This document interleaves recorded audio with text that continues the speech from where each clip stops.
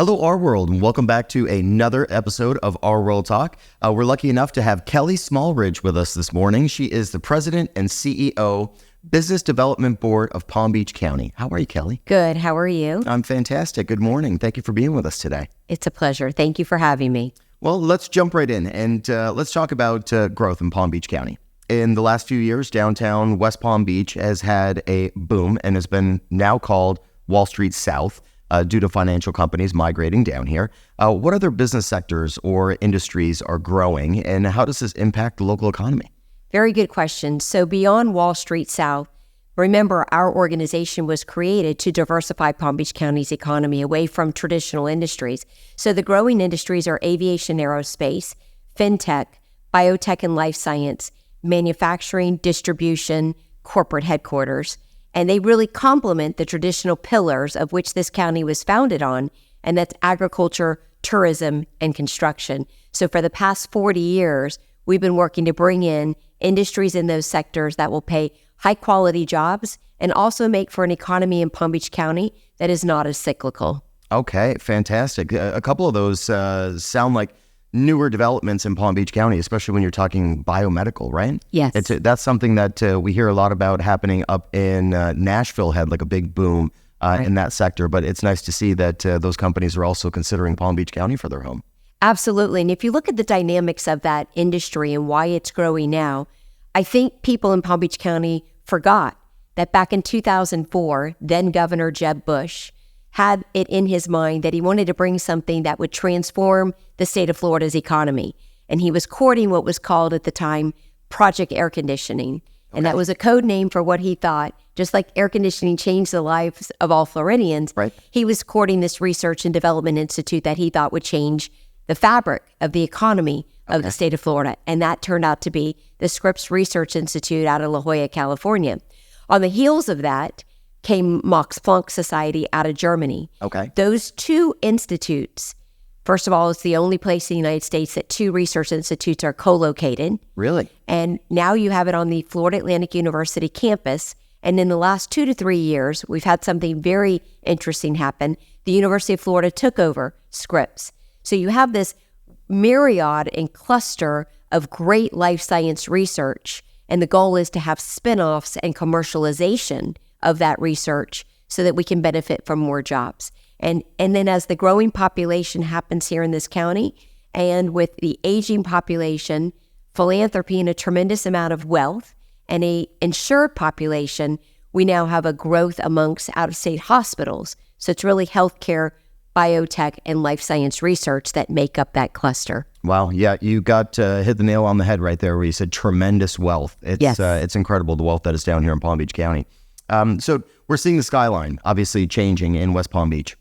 The downtown skyline drastically changing over the course of over the years. But South Florida has always offered a national and international attraction to businesses and new residents for relocation, obviously. But what's actually changing downtown? Is that tourism sector? Is it new residents that are coming in? Is it new companies that are moving in that are bringing those residents? It's a combination of all, and I'll point to some examples. Okay. First of all, you have about 1 million square feet of Class A office space that's going up on top of the beautiful 360 Rosemary that opened up around 2020, right after COVID, that brought to market about 300,000 square feet of the best Class A office space in the heart of downtown. And that is the building that a lot of the wealth migration landed in. Your private equity, your hedge funds, your asset management firms, anyone that had to do with money and wealth, the vast majority went into that building. It was turnkey and it was brand new with all of the luxury and amenities that you could possibly be after. So I would say, number one, a wide array of Class A office space is what has attracted. And remember, prior to that, there wasn't a brand new office building built in downtown West Palm for over 10 years. Oh, wow. Now couple that with the expansion of the Kravis Center, the Convention Center Hilton, and the Convention Center. You have the Waterway, Flagler Drive, which is a beautiful amenity if you're coming from the Northeast. You have luxury condos going up. You have apartments that are going up, a senior retirement facility. You have a couple of hotels like the Ben and the Canopy that went up. Add that all together now on top of the prospect of Vanderbilt University looking at having a second office second campus in downtown West Palm, along with all the culture and recreation activities, the use of the waterfront, the amphitheater, the concerts that take place, the festivals. So you have the whole live, work, learn, play really come to life. Right. And then right over the bridge is one of the greatest concentrations of wealth that you can service. You add all of that together and the beautiful weather and no state tax on personal income, it's no wonder. And I give a lot of credit for downtown West Palm to Related Ross. I think that Stephen Ross had a great vision. We can talk about economic development. We can market in New York and Chicago and the Hamptons and Greenwich and Boston all day long. But if you don't have visionaries here in town that are actually going vertical, that give us a product to land these companies, then you're not as successful in economic development. So it's not just about the work that we've done. It's a vision, but there are a lot of collaborators that we've been able to bring to the table. Yeah, you got to make sure that it's all symbiotic and working together, right? Absolutely. We are a band leader and we coalesce all of that together. Sure. But what we did yesterday is not good today. Right. We have to not rest on our laurels and remember that when we're courting a company like we did this morning and we were on, the pitch deck, we're pitching to them. They walk out the door, they go to Nashville, Austin, North Carolina, South Carolina. We are never in the competition alone. So our first pitch, we understand that we're not the only county in the competition. Right. And if we don't make it to stage 2 on the short list, then Palm Beach County will never have a chance to win those jobs for the residents of this county. Sure. Yeah, we had just a couple weeks ago, we had David Connington come and sit down with us, and he spoke about how you and him are sort of frenemies. We are. You're always competing for the business, but at the same time, you guys also do a lot of collaboration together in order to attract that business to South Florida in general. Obviously, you want them in Palm Beach County, he wants them in Broward County, but really the main focus is we need them. We want them here in South Florida. Exactly, and it is co-opetition. Yeah, co-opetition, I that's wish a good one. That Broward and Miami-Dade was all that I had to worry about, but it's really the world that you're competing with. Right. And before a CEO even takes a look at Palm Beach County, they first have to decide they want to go to the Southeast United States. Then they have to pick Florida, then South Florida, and then Palm Beach County. Sure. And we like to sell the assets of the region because we always remind our colleagues here in the county, as competitive as we are, CEOs don't see this sign that pops up in Boca that says, whoa, you're crossing over the line, you're going to Broward County. They don't see county lines. It's only silly old us that we see the county lines. But if we can talk about this greater workforce of a tri-county area and the fact that you can jump on Brightline and you may live in Miami or Broward and take Tri-Rail or Brightline up to a job in Palm Beach County, or you can be in Fort Lauderdale or Miami Airport, the more we can talk about the amenities of the region, the better our chances are of winning that CEO to this area. So I like to talk to the Greater Fort Lauderdale Alliance and the Beacon Council on a regular basis. Sure. Yeah, it's amazing what you can get done taking the Brightline places. Exactly. Because, I take it up to Orlando on occasion or take it up here to West Palm Beach, and you don't miss a beat. You're working the whole time. The Wi-Fi is fantastic. It's clean. I could see why South Florida is so attractive. But, David, if you're listening, I'm telling you what, she's giving you a run for your money over here and selling Palm Beach County because there's some good things happening. A question that a lot of residents and native Floridians may be asking is Palm Beach County full? Which we hear that a lot about South Florida in general. So how do we sustain this growth? And does that mean going vertical or does that mean going further west? So I'll answer it in a couple of ways, but let me frame my comment by saying I was born and raised right down the street from where we are. I'm a product of the Palm Beach County public school system.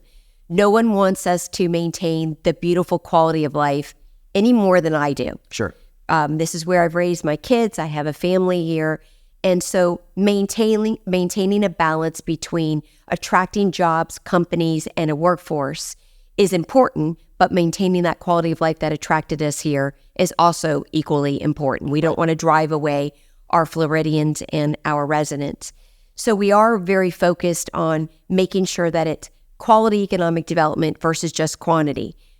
We are not necessarily built out, but as an economic development organization, we are not going to be the first to advocate for total knockdown of parks or demolition of parks so that you could build an office building. Even if we were built out, you would not see us advocating for destroying our environment at the expense of bringing in a company. Right. So we understand how those two play together. And we really appreciate that. We and I think that that's an important message for economic development, especially in terms of the principles that we believe in as leaders of Palm Beach County's economy.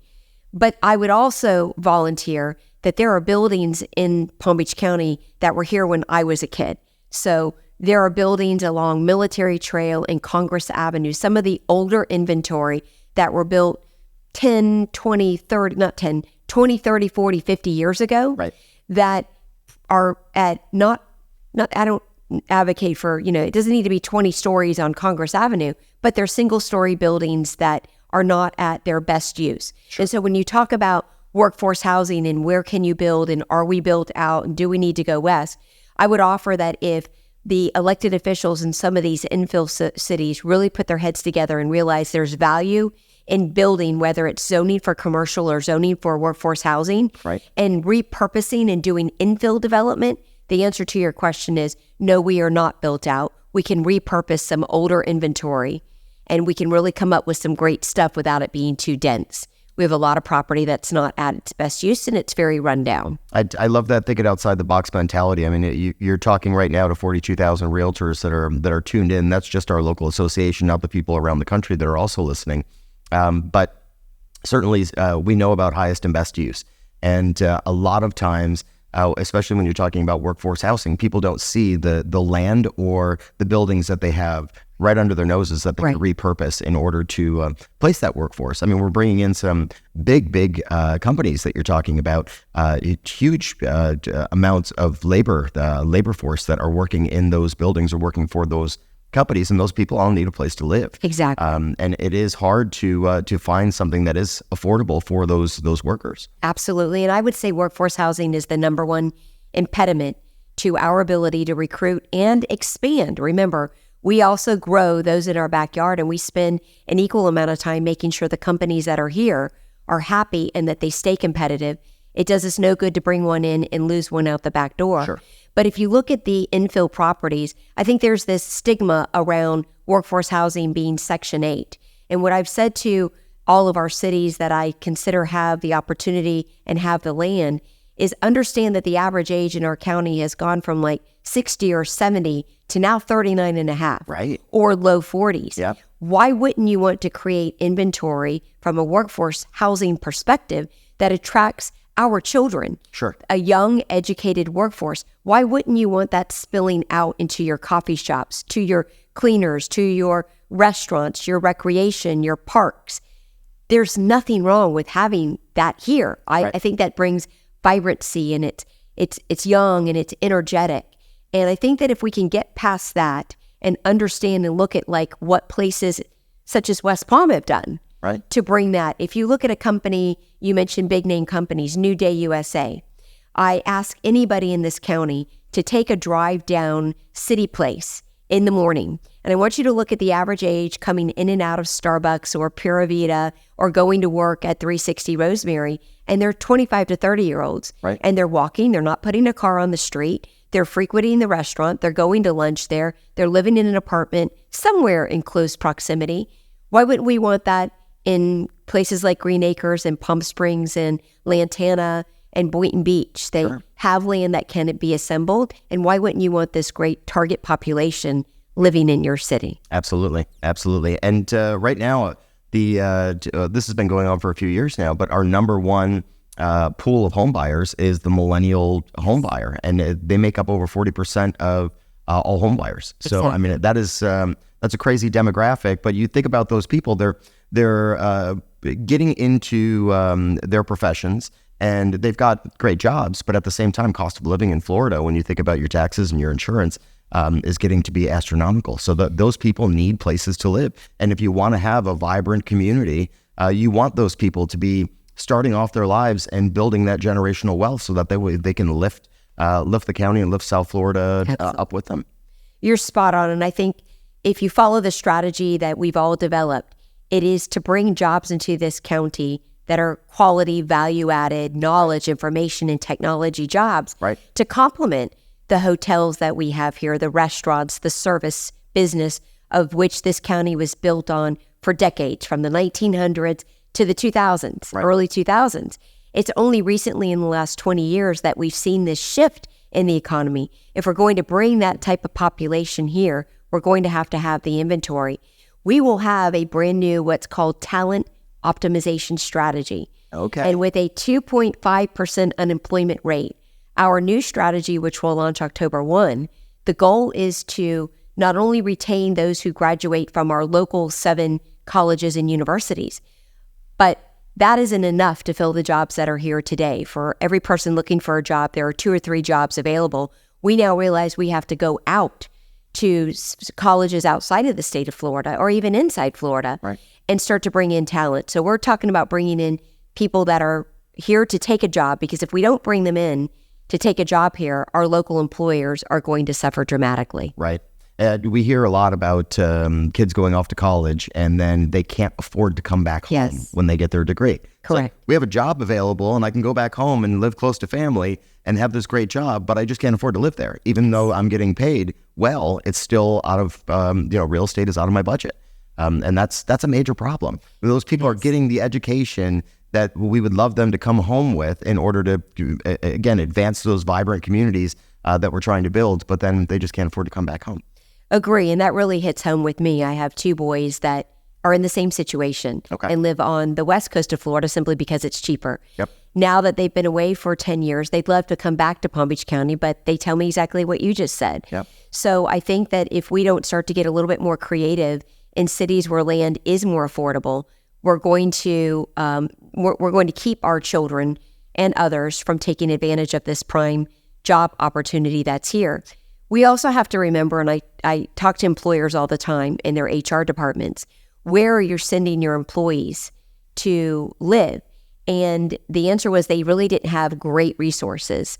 Okay. So I've talked to your association about developing resources and maybe collaborating more, but we've also developed a guide that's primarily apartment focused, just to get them into something in the first year while they get their feet wet and take their job for the first year. But it is a compilation of apartments that are, decent and affordable as you can get here in Palm Beach County, to at least give something to the HR departments until we come up with a better idea. But again, constantly talking to mayors of our cities to encourage them to start to get creative about a public-private partnership, because land is so expensive. Okay. Add that to the Live Local Act and to our housing bond. Hopefully we can put together a number of different programs to start to make it affordable, but we still have a long ways to go. Okay. Well, we have a fantastic government affairs department here at the association, so we'll hook you up with Matt Ledger, and I know Matt. You guys can work on that. Okay, beautiful. So many of our realtor members know exactly how to sell Palm Beach County's lifestyle, the sunshine, manicured suburbs, the whole 9 yards. But what are 3 things they should also incorporate into their pitches for out-of-town buyers who may be considering areas like Miami or Tampa that we want to bring them here to West Palm Beach? So Palm Beach County is not the same as Miami or Tampa. And we always... Vastly different. Vastly different. The first thing we say is, have you ever really been to Miami? Right. I know you think you need to go to Miami, but if you're not international in scope, Palm Beach County is going to be a great option for you. You still have access to 3 airports, a wonderful quality of life, an A-rated school district, public school district, a wide array of private schools, access to 95, diversity of businesses, very welcoming, safe neighborhoods, and you want to stress safe. Right. Safety is a big issue. Low crime, if you look at all 67 counties, highest average salary of all 67 counties in the state of Florida, which is a great sign of economic success. Absolutely. Diversity of industry, 59 billionaires, 71,000 millionaire households, vast improvement. 71,000 millionaire households. Wow. We went from 30-something billionaires to 59, and that's not to paint a picture that we are the land of the rich and famous. Sure. It's just that it's to paint a picture that we are very diversified. We are attractive to the young workforce. They want to live here. We have recreation, cultural, a lot of amenities that are bringing the younger workforce. You need to move to where you're going to attract a workforce. You need to move to where your families are going to find it safe and where your families can send their children to school. And you can check all of those boxes in Palm Beach County. Sure. And you can't check them everywhere else. I mean, we have access to a lot here, and I can't think of a better place to live and raise a family. When you're recruiting, you, the CEO, may want to live here, but you also have to think about, is it going to be easy to recruit here? And there's just a certain panache and appeal about Palm Beach and a buzz right now. We're becoming more urban and chic and hip and a metropolis. And this is where young, educated people want to live. So you need to pick Palm Beach County. You want to see young and chic and hip. That's right. Go down to Clematis exactly. and see what's going on. Or go down to Atlantic. Day of the week. Atlantic Avenue. Atlantic Avenue, yeah, right. Absolutely gorgeous. And you had mentioned access to 3 airports, and I've only flown out of it one time because I had to leave from a meeting and jump right on a plane. But PBI has to be the most easy to access, cleanest, most beautiful airport in the country. It's so easy to get in and out of. And it seems like it's very light traffic when you're at the airport, and it's a very comfortable place to be. Like fantastic traveling in and out of there. And it isn't you and I are as the only ones that think it's the most friendly. It's actually ranked up at the very top as one of the best and friendliest airports. Wonderful. And they're working to make it even better. They have a director of airports, Laura Beebe, who stays very close to the business development board. She always makes herself available to hear what businesses are looking for in terms of direct flights.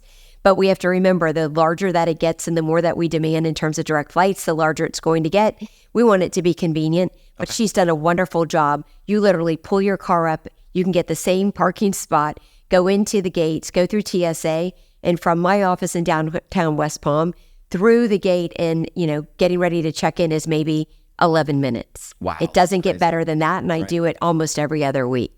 So how about the Port of Palm Beach? We touched on the airport, but is there anything, any new developments coming to the Port of Palm Beach? So the Port of Palm Beach is another great asset, and I work very closely with them when manufacturers come in or any logistics and distribution firms. So oftentimes someone will come in and say, I need 50,000 square feet of light industrial space. I need access to the airport, or I need access to the port, and we'll take them over. And the port is a great partner. Commissioner Marissa Das is on our board just to stay connected. And sort of maybe longer term, they are looking at light industrial space and maximizing on the property that they have there. Space is an issue, and we always like to share with them companies that need not manufacturing, but logistic and distribution space near the port because of the number of trucks and shipment containers that they'll have. And so they are thinking about some new space there. And that's going to be a big asset for us as well. But they are a wonderful partner to us. And the mere idea that we have a port is a great selling point. So we're always promoting ports, airports, 95, the Turnpike, and our mass transit, whether it be Brightline, Tri-Rail, or even the bus. Wow, lots of stuff going on in Palm Beach County, my goodness. We are seeing, we touched on this a little bit earlier, but it's seeing a trend of younger buyers and working professionals purchasing property here. So South Florida's demographics obviously changed from the national retirement hub that we already spoke about that. But as far as like catering to those young professionals and families, what are you seeing happening with that trend? So younger families are asking for services, and the one thing that they ask for the most is, can you introduce us to the public schools? Okay. And show us around. Yes, it's very important. Can you draw a radius around where I'm going to live and enlighten me as to the options? And so I would point your association and your members to pbcedu.org. Okay. And I'm giving you a little sneak preview because the second version, it just went live. Okay. And this is our best effort. And it's the second reiteration of it. This is our best effort to show young families what your education options are, whether you want to go public school, private school, or maybe you have a special needs child, all in one website. Because if you went to the public school district, you got a lot. And if you went to private, you just got that school. We brought it into one website. You can also type in the school that you are looking for, and there is like a mileage barometer that shows you the different options within a certain radius as well. And it's very unique. We will introduce you to the school district superintendent. We will, if a company comes in and has a certain number of employees, we'll do orientations, but schools are at the top. Can you talk to us about recreation and the cultural amenities that are here? And then can you introduce us to some housing options as well? Sure. As a realtor, you always love to give people as much information as you possibly can. When it comes to schools, that's always a touchy subject when we don't want to be advising people on this is the great school, this is the not so great school, all those sorts of things.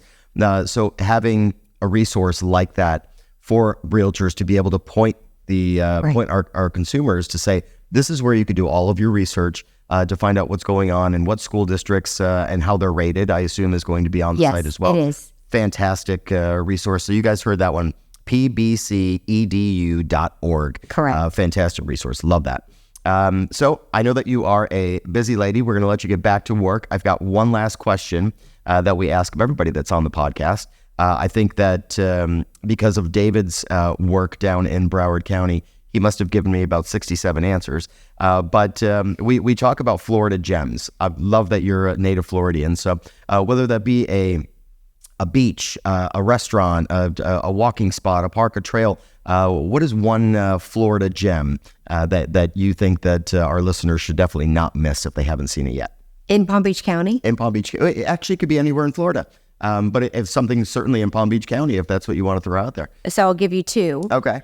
I will give you 67. Love the politically correct So answers. I think the Kravis Center is definitely one, not only as an adult for cultural offerings, but for your children as well. Okay. And for Florida, I think, there are a couple, but Sunset Key in Key West is absolutely a hidden gem that a lot of people don't get the chance to go visit, but a wonderful place to eat. But the whole Key West vibe, I think, gives you a good look at the way Florida used to be. Right. So while Palm Beach County is becoming so urban and chic and metropolis, as I mentioned, take a drive down to Key West. And that's the beauty about being in South Florida, is you can literally take a short drive and you feel like you're in another world. Right. But that's what Florida's all about. Yeah. So many different offerings. A lot of people think that the drive to Key West is too long, but the whole beauty of going to Key West is the drive. Right.